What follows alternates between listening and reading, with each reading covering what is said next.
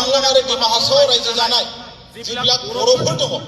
बे हाजोआरि ट्राइबेल मर्यादा दिनैसिम मोनाखै बे जेंनाया दिनै मोननै सुक्तियाव जायगा मोनबाय मोनसेया जाहैबाय बिटिसि सुक्ति 2003 मायथाइनि 10 फेब्रुवारि जि सुक्ति जादोंमोन बेयाव जायगा मोनदोंमोन बियो आरो थामथि बर' गोजोन गोरोबथा 2020 मायथाइनि 27 जानुवारि जि सुक्ति जादोंमोन बे सुक्तियावबो कार्बि आंलं आरो दिमा हासाव रायजो जानाय बर'फोरा हाजोआरि ट्राइबेल मर्यादा मोननांगौ होननानै जायगा मोनदोंमोनब्लाबो दिनैसिम बे सुस्रांजायाखै बेनिखायनो जों डिमान्ड खालामदों भारत सरकार आरो आसाम सरकारनिसिम थाबैनो बे जेंनाखौ सुस्रांना होनांगौ होननानै जों थागिबि आफाद हिसाबै जों बे मन्चनिफ्राय दिनै डिमान्ड खालामदों आरो बेजों लोगोसे जोंहा गुबुन डिमान्डफोर दङ 6.3 बे सोलोंथाइ आयदानि बेयाव दंमोन बिटिसिआव जेसेबांनाखि स्कुल दं फरायसालिफोरखौ लानांगौ आरो दाख्लै बावै जिहेतु आसाम सरकारा आरो बिटिसि सरकारा मोनसे गोदान आयेनखौ 2018 मायथाइनि जिहेतु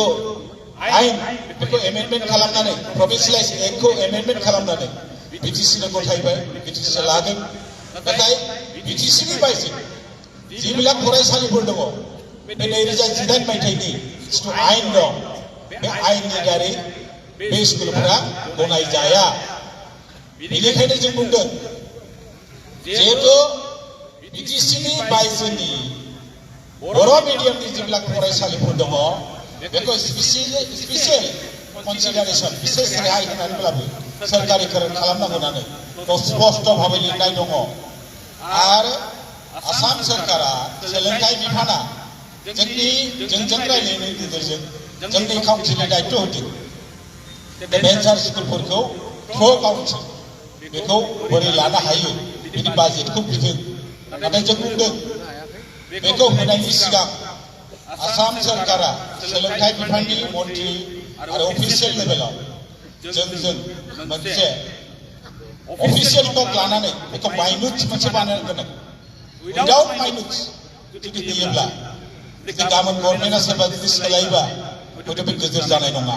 बेनिखायनो जों डिमान्ड खालामदों बेखौ होनायनि सिगां गभर्नमेन्टआ जोंनो मोनसे माइनुट्स जिरायनानै मोनसे माइनुट्स बानायनांगौ बे जोंनि डिमान्ड दा जाय हक आं गोलाव बाथ्रा बुंनो नागिराखै जिहेतु जोङो दिनै दाबिनायखौ डिमान्डखौ खालामबाय थादोंमोन देरहादों होननानै मोनसे सुक्ति जाबाय होननानै जों सिरि थाबा जानाय नङा उइस्टन चार्चिलआ फंसे बाथ्रा बुंदोंमोन success is not final failure is not fatal it's the courage to continue that counts दा सक्सेसआ मोनसे फेलियर नङा होनना बुंदों आरो जेंनायाबो गिथावथाव नङा होनना बुंदों जोङो जोंनि जिथु धारा आन्दोलननि धारा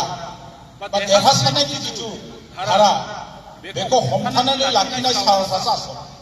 गतिके बे खामानिखौ जोंनि जेंनाफ्रा जाफुंजोबागौमानि जोंनि सोमावसारनाया थाबाय थागोन दा जोङो मैया डेलिगेट्सनि गेजेरजों जों माखासे थांखि लादों आरो खौसेथि बर' सुबुं आफादा माखासे गोलाव थांखि लानानै माहारियारि आफाद हिसाबै जों खामानि मावलांनो नागिरदों आरो जों बुंबाय थादों बर' हारिनि गेजेराव बर'फोरनि जौगाथायनि बेलायाव बर' हारिखौ खौसे खालामनायनि गेजेराव राजखान्थिनि जिबिलाक मोनथायफोर मोननायनि बेलायाव जि सोमावसारदों जि अबदान होदों खौसेथि बर' सुबुं आफादा दिनै बे 12 बोसोराव आरो दिनै जुदि सोरबा जुदि जारिमिन गोदानै लिरदोंब्ला खौसेथि बर' सुबुं आफादखौ बाद होनानै जुदि लिरदोंब्ला बे जारिमिना आबुं नङा होनना जों बुङो बे बाथ्राखौ जों बुङो दा जाय हक जों बुंबाय थादों गासै हारि माहारिखौ मान होनानै बर' हारिनि जिथु माहारियारि बाद जों बेखौ दानो नाजादों आरो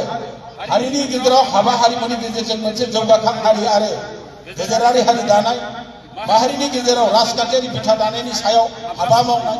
जों बुंबाय थादों हारिनि गेजेराव जुदि रांखान्थि बिखाखौ जों दाना लानो हायाबा जोंनि जिथु माहारियारि बाद बे गोजोर जाया जों बे बाथ्राखौ बुंबोबाय थादों आरो थामथि बर' गोजोन गोरोबथानि गासै दफाफोरखौ दाफुंनायनि थाखाय गोख्रोंसिन सोमावसारनायनि हाबाफारि लानायजों लोगोसे बर' कसारि वेलफेयार समाज काउन्सिल आफुङै दाफुंनायनि हाबा मावनाय खौसेथि बर' सुबुं आफादा राजखान्थि नङै आफादब्लाबो हारिनि गेजेराव राजखान्थियारि सांग्रांथि लाबोना जोंनि मोनथायफोरखौ मोनहोनो हाबा जों मावलांगोन बेनिखायनो जों बुंदों दिनैनि थारिखआव जे जोङो जागायनायनिफ्रायनो बिजेपि सरकारखौ लाबोनायाव जोंहा हेफाजाब दङ बेनिखायनो जों बुंदों बिजेपि दोलोखौ बुंदों एबा आरो बिनि लोगो आफादफोरखौ बुंदों जे जोंनोबो बिटिसिनि बायजोआव टिकेट होनानै साथाम अन्तत बर' मानसिखौ बिटिसिनि बायजोआव एमएलए हिसाबै बिजाथि दैथायनानै थिसनहरनांगौ आरो जों मोनसे बाथ्रा बुंदों जे बिटिसिआ मोनसे स्ट्रं मोनसे सेन्ट्रेल एरेन्जमेन्ट बेयाव गोबां केबिनेट मिनिस्टारबो थाबाय स्टेट लेभेल एमपि थाबाय जों 10 लाखनिबो बांसिन बर' सुबुं दं बिटिसिनि बायजोआव जोंनि दाबि दावाफोरखौ दैखांनो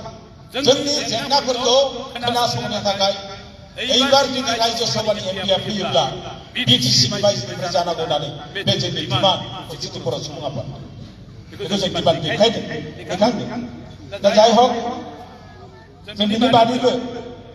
मोनसे जों बुंदों नैबे आसाम सोरखार जितु सेसन जागोन गोदानै जोबथा फेब्रुवारि दाननि गेजेराव बिनि सिगां बर' कसारि वेलफेयार प्रमास काउन्सिलनि आद्रा थानाय जेसेबां गामिफोर दङ बेखौ थिसनजोबनांगौ होननानै मैयानि थान्दै मेलाव जों मोनसे थांखि लादों बे थांखिखौ जों लादों आरो बिनि बादैबो जितु पेकेज फैबाय 1500 कौटि बे 1500 कौटिनि जितु पेकेज ओभारअल आसामाव थानाय गासैबो जिल्लाफ्राव थानाय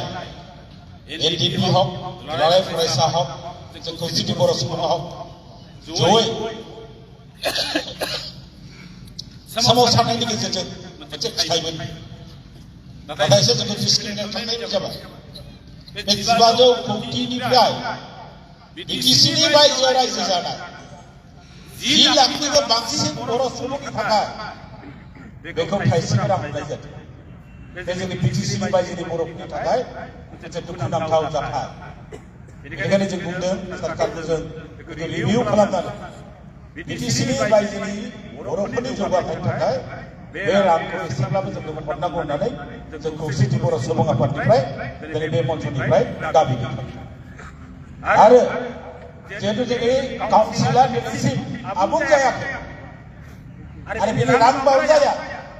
थोजासे नङैखाय रायजो राजानि नांगौ बादियै रायजो राजाया गोजोननाय बादियै बे काउन्सिला खामानि मावनो हायाखै बेनिखायनो बिनि रां बावजाखौ थाबैनो गोख्रों मोनसे काउन्सिल दानानै बिनि रां बावजाखौ बारायनो थाखाय जों सोरखारनिसिम मैयानि जितु थान्दै मेलनि गेजेरजों दाबि दैखांदों আমি যেহেতু সংযুক্ত বড় গণমঞ্চ